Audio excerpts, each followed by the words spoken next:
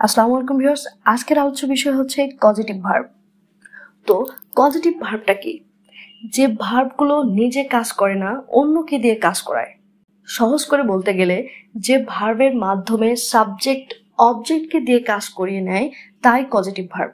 যেমন আমি খাই, আমরা খাই, সেক্ষেত্রে হচ্ছে আমরা ইট ব্যবহার করে থাকি, কিন্তু যখন আমরা অন্যকে খাওয়াই তখন হচ্ছে আমরা ফিড ব্যবহার করে থাকি। তাহলে এখানে ফিডটা হচ্ছে ইটের কজেটিভ রূপ। তেমনি আমি মনে করি, আমরা মনে করি, সেক্ষেত্রে হচ্ছে রিমেম্বার, কিন্তু যখন আমরা অন্যকে মনে করিয়ে দিই বা অন্যকে স্মরণ করিয়ে দিই তখন কিন্তু হচ্ছে আমরা রিমাইন্ড ব্যবহার করে থাকি। ঠিক তেমনি আমি শিখি বা আমরা শিখি, সেক্ষেত্রে লার্ন, কিন্তু যখন আমরা অন্যকে শেখাই তখন হচ্ছে টিচ। তো এগুলো সাধারণত সহজ, এগুলো আমরা জানি। তো আমরা বেশি সমস্যায় পড়ে যাই হচ্ছে হ্যাভ, গেট এবং মেক, এই তিনটি কজেটিভ নিয়ে। এছাড়াও আছে হেল্প, লেট, এগুলো সাধারণত সহজ, এগুলো আমরা জানি। তো আজকে আমরা মূলত জাস্ট হ্যাভ, গেট এবং মেক এই তিনটির বিস্তারিত আলোচনা করব। যেমন দেখো, আমি লিখেছি আই রিপেয়ার্ড মাই কার, অর্থাৎ আমি আমার গাড়ি মেরামত করেছি। এই কাজটা আমি নিজে করেছি, গাড়ি মেরামতের কাজটা আমি নিজে করেছি, সেক্ষেত্রে আই রিপেয়ার্ড মাই কার। এখানে যেহেতু কাজটা আমি অলরেডি করে ফেলেছি, সেন্টেন্সটি হচ্ছে আমাদের পাস্ট টেন্স, ভার্ব আমরা ভি2 ব্যবহার করেছি, ঠিক আছে, কাজটা অলরেডি শেষ। তো এই সেন্টেন্সটিকে যদি আমরা পজিটিভ রূপে পরিণত করতে চাই, অর্থাৎ এই সেন্টেন্সটির পজিটিভ ভার্ব দিয়ে যদি আমি করতে চাই, তাহলে সেক্ষেত্রে কি হবে? তো এখানে দেখো রিপেয়ার্ড ভি2, তাই না, পাস্ট টেন্স। তো সেই ক্ষেত্রে যেই পজিটিভ ভার্বই আমি ব্যবহার করি না কেন, সেই ভার্বটা কিন্তু আমাদের ভি2 হবে, ঠিক আছে। অর্থাৎ হ্যাভ, গেট এবং মেক এই তিনটার মধ্যে যে কোনো একটা ব্যবহার করি না কেন, সেটার কিন্তু ভি2 হবে, ঠিক আছে। অর্থাৎ হ্যাভ থাকলে হ্যাড হবে, গেট থাকলে গট হবে, মেক থাকলে মেড হবে, ঠিক আছে। তো এখন আমার প্রশ্ন হচ্ছে, এখানে আমি কোন পজিটিভ ভার্বটা ব্যবহার করব? তো সেই ক্ষেত্রে তোমাকে বলে রাখি, দেখো এখানে মাই কার, মাই কার কি থিংস। তো থিংস থাকলে তুমি চোখ বন্ধ করে হ্যাভ অথবা গেট, ঠিক আছে, এই দুটোর মধ্যে যে কোনো একটি ব্যবহার করতে পারো। অর্থাৎ হ্যাভ এবং গেটকে তুমি ইন্টারচেঞ্জেবলি ব্যবহার করতে পারো, এই দুটোর মধ্যে কোনো পার্থক্য নেই। আমি আবারও বলছি, হ্যাভ এবং গেটকে তুমি ইন্টারচেঞ্জেবলি ব্যবহার করতে পারো, এটার মধ্যে কোনো পার্থক্য নেই। এখন দেখো রিপেয়ার্ড, রিপেয়ার্ড কি ভি2, তাহলে ভি2র ক্ষেত্রে হচ্ছে আমরা কি গেট যদি ব্যবহার করি তাহলে সেক্ষেত্রে গট ব্যবহার করব। তাহলে এই সেন্টেন্সটির পজিটিভ রূপ হচ্ছে I got my car repaired, এবং গট থাকলে মাই কারের পর রিপেয়ার্ড ভার্ব কি ভি3 হবে, ভার্ব হবে ভি3, ঠিক আছে।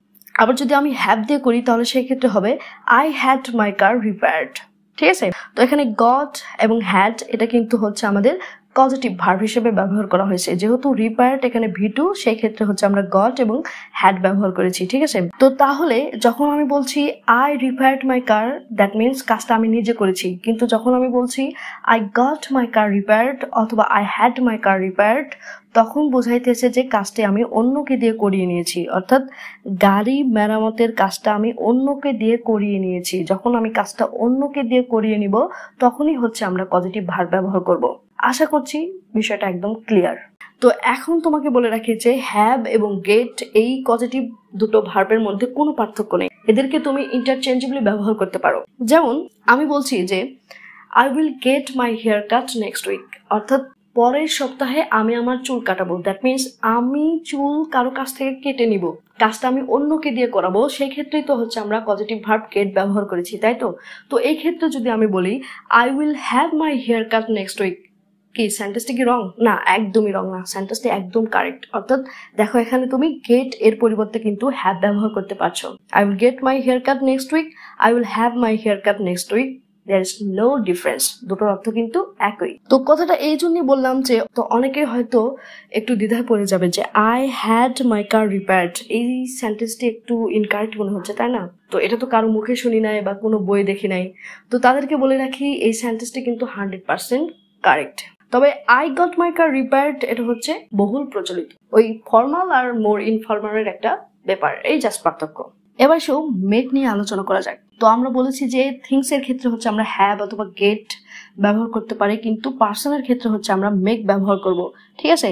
এবং হ্যাভ এবং গেটের পরে হচ্ছে আমরা ভার্ব ভি3 ব্যবহার করলেও মেক এর পরে কিন্তু আমরা অলওয়েজ ভি1 ভার্বের বেস ফর্ম ব্যবহার করব। চলো বিস্তারিত আলোচনা করা যাক। যেমন আমি বলছি আই মেক হিম ক্রাই, অর্থাৎ আমি তাকে কাঁদাই, সে কিন্তু নিজে কাঁদছে না, আমি তাকে কাঁদিয়েছি, কাজটা অন্যের মাধ্যমে ঘটে গেছে, সেক্ষেত্রে কিন্তু আমি মেক ব্যবহার করেছি, ঠিক আছে। এবং দেখো মেকের পরে হচ্ছে কি পার্সন, পার্সন এখানে কি হিম, ঠিক আছে, এখানে কিন্তু থিংস নাই, এখানে কিন্তু পার্সন আছে, ঠিক আছে। এবং দেখো মেক এর পরে যে ভার্ব, সে ভার্ব কিন্তু আমাদের V1। বিষয়টা কি বুঝাইতে পারছি?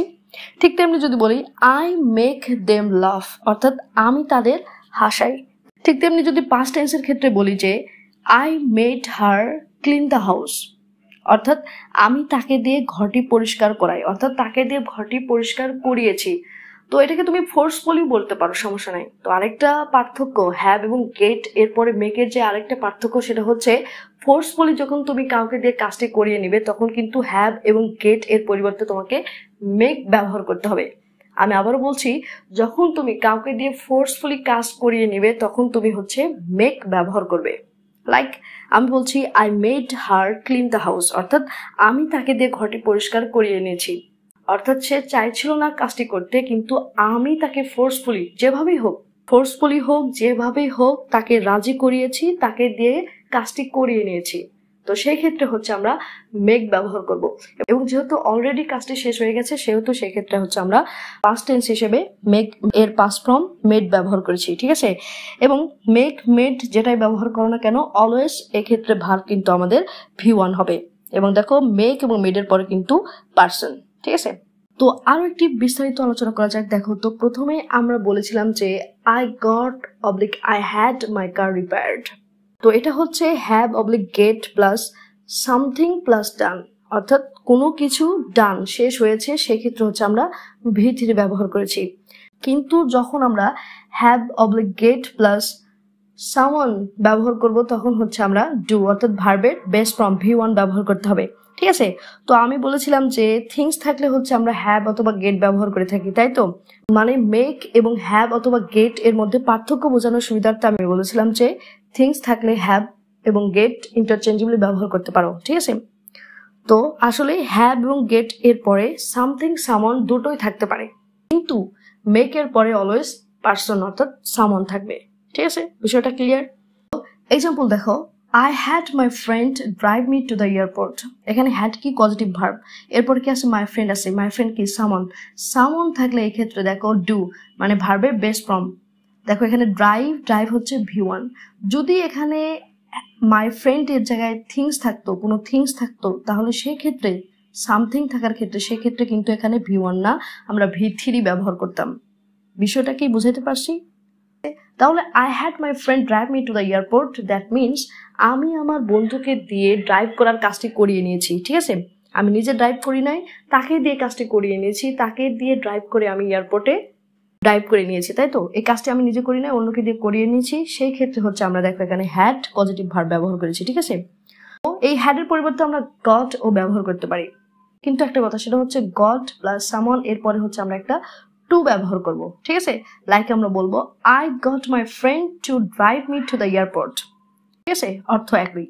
তো এই সেন্টেন্সটিকে যদি আমি ফোর্সফুলি আমার বন্ধুকে দিয়ে কাজটি করিয়ে নিই, যদি আমি ফোর্সফুলি তাকে দিয়ে ড্রাইভ করার কাজটি করিয়ে নিই, যে আমি যদি তাকে বলি যে তুই যদি আমাকে এই এয়ারপোর্টে ড্রাইভ না করিয়ে দিস তাহলে তোর সাথে আমার বন্ধুত্ব থাকবে না। তো এই যে ফোর্সফুলি যদি তাকে আমি ড্রাইভ করিয়ে নিই, তো সেই ক্ষেত্রে হচ্ছে আমরা মেক ব্যবহার করব। যেহেতু এখানে আমরা হচ্ছে হ্যাড এবং গট পাস্ট ফর্ম ব্যবহার করছি, তাহলে সেই ক্ষেত্রে আমরা বলছি যদি আমরা মেক ব্যবহার করি তাহলে মেক এর পাস্ট ফর্ম মেড ব্যবহার করব। লাইক আমরা বলবো I made my friend drive me to the airport, means সে কিন্তু আমাকে ড্রাইভ করে নিতে চায়নি, আমি তাকে জোর করেছি, আমি তাকে ফোর্সফুলি কাজটি করিয়ে নিয়েছি, সেক্ষেত্রে হচ্ছে এখানে আমরা মেড ব্যবহার করেছি, ঠিক আছে। আর যদি আমরা লেট ব্যবহার করতাম, I let my friend drive me to the airport, that means আমি তাকে আমাকে এয়ারপোর্টে ড্রাইভ করে নিতে যেতে দিই, মানে কাজটি আমি করতে দিই, তাকে কোনো বাধা দিইনি, সেক্ষেত্রে হচ্ছে আমরা লেট ব্যবহার করে থাকি। আশা করছি হ্যাড, গট, মেড এবং লেট এই চারটি সম্পর্কে তোমাদের ক্লিয়ার ধারণা হয়েছে।